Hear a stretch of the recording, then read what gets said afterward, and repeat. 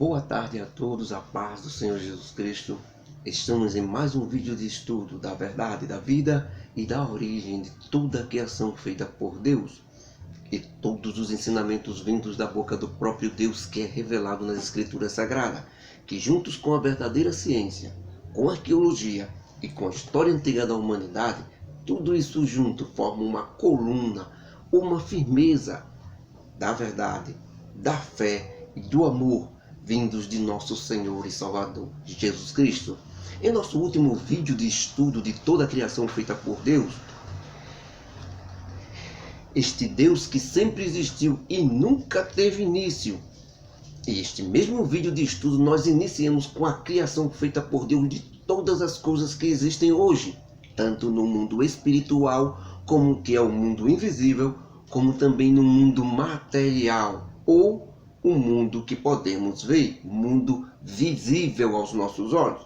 O mundo espiritual criado por Deus, nós chamamos de mundo invisível, como por exemplo, o trono de Deus, os anjos, as moradas celestiais, os seres espirituais que estão ao redor do trono de Deus, todo local chamado de terceiro céu pelo apóstolo Paulo, com todos os seres espirituais, inclusive aqueles que um dia eram de Deus, como Lúcifer e os demônios, que foram banidos do terceiro céu, mas que continuam como seres espirituais. Não só podemos mais ou menos ter uma ideia desses demônios, não podemos vê-los, mas pelo menos aqui na Terra podemos ter uma ideia desses demônios e de Lúcifer nas pessoas que são possessas por ele ou endemoniadas, como nós chamamos. Nós vimos a ação deste espírito, que é um ser, deste demônio, que é um ser espiritual, que não pode ser visto, mas quando ele entra dentro das pessoas,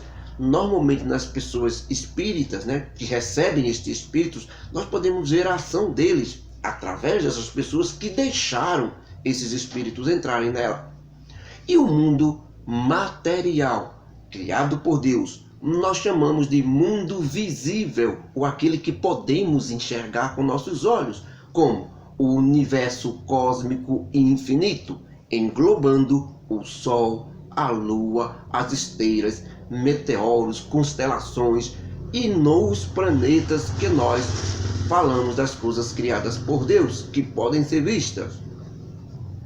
Tem o nosso planeta, Terra, em que nós, seres humanos, vivemos. Então, dentro do planeta Terra, nós vimos também toda a criação de Deus, que culminou na maior criação feita por Deus, chamada de o homem, o ser humano, um ser diferente de qualquer coisa que Deus já criou, um ser semelhante ao próprio Deus, com poder de decisão, vontade própria e intelecto, se diferenciando assim dos próprios anjos, que têm mesmo com mais força e poder, mas não podem fazer nada sem a ordem de Deus. Já os homens, com menos força e poder do que os anjos, podem fazer o que quiserem, como quiserem, do jeito que quiserem,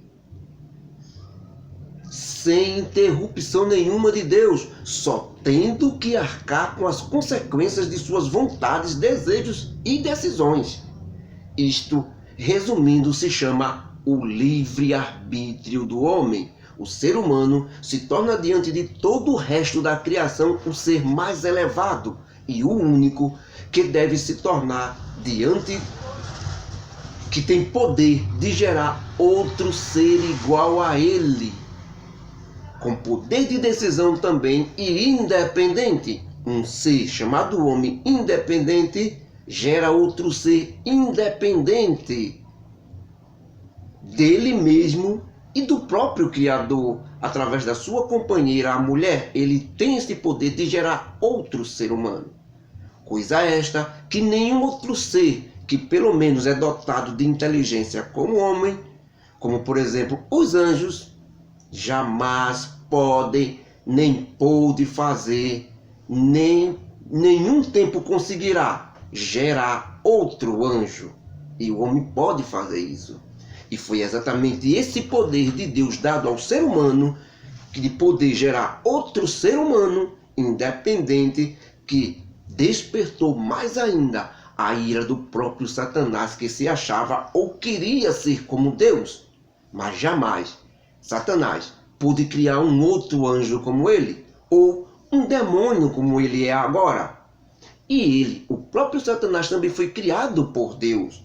Mas o homem era diferente, pois mesmo sendo também uma criatura criada por Deus, ele pode mais do que Satanás, que é gerar outra vida. Ou seja, o homem não cria outra vida, o homem gera outra vida. É bem diferente de criar, porque só quem cria é Deus. Por exemplo, o homem não pode fazer aparecer do nada uma criança, que é o seu filho. Ele precisa ter relação com a sua mulher, gerar dentro dela essa criança que vai crescendo. Já Deus pode fazer aparecer do nada uma criança. Isso chama-se criador ou criação. Depois disso, nós vimos em nosso último vídeo de estudo, até esse momento, a queda desse mesmo homem que foi criado com inocência e santidade. Cair e adquirir o pecado, que foi a desobediência. E com essa decisão de comer do fruto da árvore proibida, Adão criou uma barreira gigantesca entre Deus e o homem, chamada de pecado, precisando o homem ser expulso do paraíso, que era e é o local que Deus sempre quis para os seres humanos, e não este mundo em que vivemos hoje, injusto, cruel e desumano. A partir dessa expulsão do paraíso, começa a luta de Deus em socorro ao homem para tentar derrubar esta barreira chamada pecado, que separava o homem do próprio Deus. Então, tivemos primeiro Abel e Caim, os filhos de Adão, que com o assassinato de Abel por Caim, seu irmão, deu origem ao primeiro homicídio da raça humana. Vimos depois disto os homens se dividirem entre Adão, que ainda tentava voltar para Deus, e todos os seus descendentes tentando derrubar a barreira do pecado. E a outra divisão era o seu filho mau, Caim, que agora era mau e que tinha também a sua descendência e se afastava cada vez mais de Deus. Adão e Caim fizeram duas raças humanas chamadas de filho de Deus e filho dos homens. Somente por simbologia esses nomes, irmãos, porque os dois grupos agora eram criaturas de Deus e não filhos de Deus. Adão era filho de Deus quando estava no paraíso, no estado de inocência, sem pecado. Aí é filho de Deus. Agora, todos estão em pecados e todos são criaturas de Deus. Mesmo a Bíblia chamando o grupo de Adão de filhos de Deus, pois é apenas para diferenciar do grupo de Caim. E nós vimos que no final da disputa entre os filhos de Deus, descendentes de Adão, com o grupo dos filhos de Caim, chamados de filhos dos homens, os filhos dos homens, que são os descendentes do amaldiçoado Caim, contaminou completamente os filhos de Deus, que são os descendentes de Adão. E toda a humanidade, como nós vemos, se tornou má, corrupta, uma só, completamente má e desviada. A maldade do ser humano naquela época era sem limite e com muitas aberrações cometidas de crueldades violentas. E já que o homem é um ser independente que faz o que quer e Deus não pode intervir, porque Deus mesmo foi quem deu esse direito ao homem de livre escolha, só resta agora o dilúvio como forma de limpeza daquele povo na terra, chamado nessas alturas de pragas. E depois dessa limpeza do dilúvio na terra, Noé com sua família se salva na arca providenciada por Deus e gera outra raça humana de seres humanos, que mais uma vez se afastam de Deus através da rebelião de um homem chamado Nirode, um de seus descendentes de Noé. Ele se rebela contra o próprio Noé, o governo dos seus 3 filhos, Sem, Cão e Jafé. Nirode então se separa do governo de Noé e vai para distante, chegando em um local que constrói a cidade de Babilônia, com muros arrodeando a cidade, declarando assim separação de tudo que é de Deus, que estava no governo de Noé.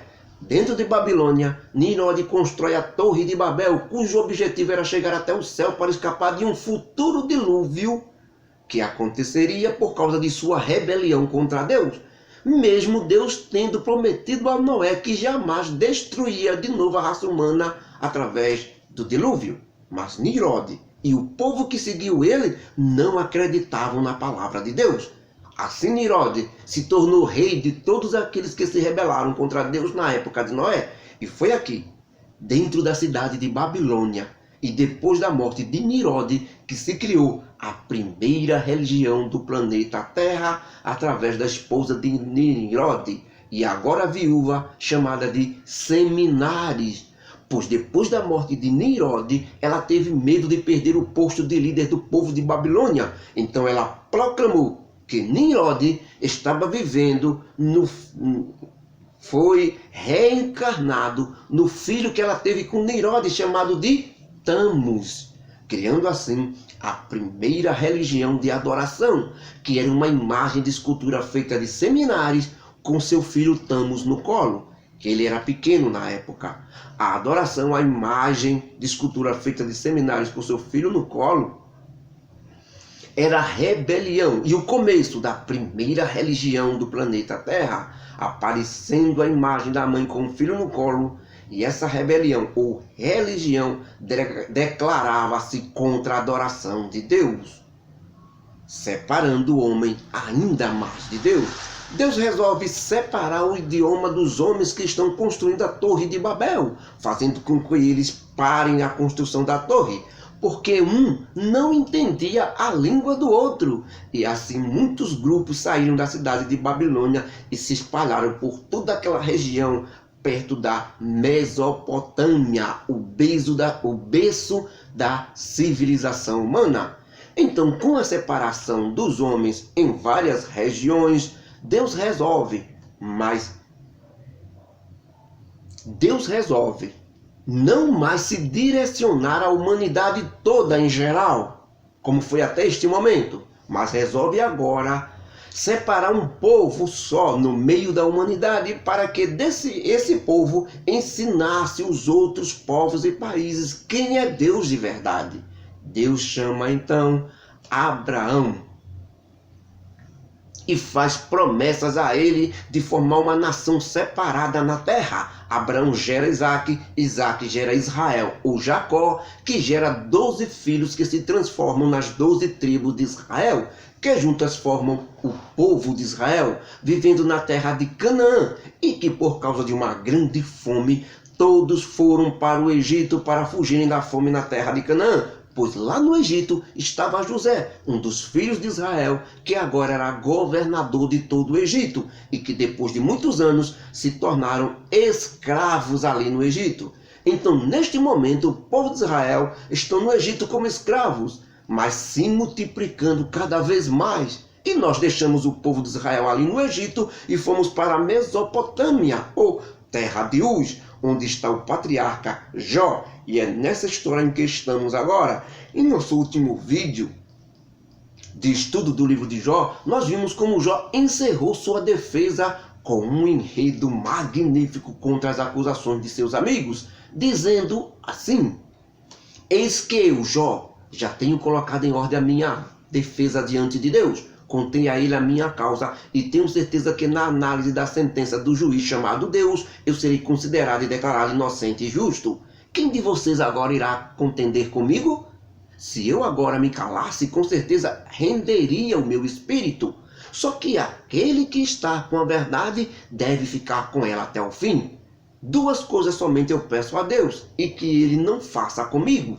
E se Deus me atender nessas duas coisas que eu vou pedir, então estarei diante dele para sempre. A primeira é que Deus desvie a sua mão de mim. E a segunda é que o seu terror não me espante.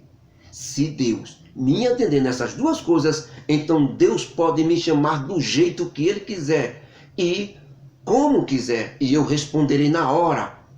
Ou se não, eu falarei e tu me responderás, Deus. Então eu te pergunto, Senhor, quantas culpas e pecados eu tenho? Notifica-me a minha transgressão e o meu pecado. Farei de tudo para pagar tudo que te devo. Farei de tudo, meu Deus, para que não continue mais assim a nossa situação. Tu calado comigo e me considerando teu inimigo. Será que ganharás alguma coisa com isso, Deus? perseguindo uma folha seca lançada no vento como eu? Correrás atrás de um restolho ou palha seca no vento como eu? E por que, meu Deus, eu te digo isso? Porque tu escreves contra mim coisas amargas e me fazes herdar a culpa da minha mocidade.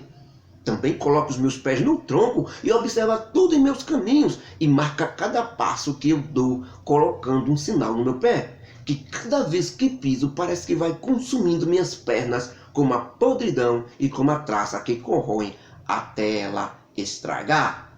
E assim, irmãos, terminou por enquanto as indagações de Jó sendo feitas diretamente para Deus.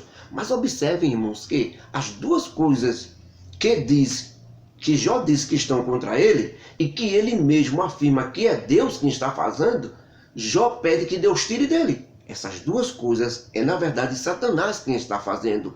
Jó só não sabe disso, porque Jó está sendo provado por Deus. E Satanás teve permissão para fazer toda a desgraça na vida de Jó. E Deus permitiu para provar que Jó não blasfemaria de Deus e manteria sua fidelidade a Deus. Mas como Jó não sabe disso, que está sendo provado por Deus e não castigado, ele imagina que tudo vem de Deus. Por isso ele diz essas coisas para Deus. E mesmo com tudo isso, Jó se porta de maneira formidável diante de seus amigos. E depois de dar o último golpe em Zofar, o mesmo Zofar que é o mais terrível crítico de irmãos, chamado de religioso, que não tem amor e nem misericórdia, Jó agora atinge seus 3 amigos de uma só vez, chamando todos eles de inventores de mentiras. E quantos amigos e irmãos não fazem isso nos dias de hoje, irmãos?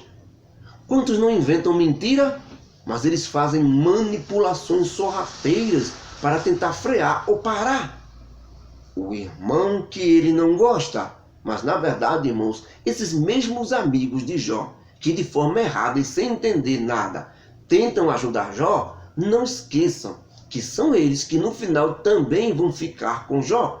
No final, o próprio Jó vai orar por eles e amizade e amor serão restaurados.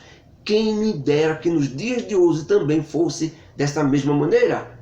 E que apesar de acontecer discussões e separações, todos fossem humildes e pedissem perdão uns aos outros e voltassem a viver em união verdadeira. E não a união falsa que está imperando nos dias de hoje.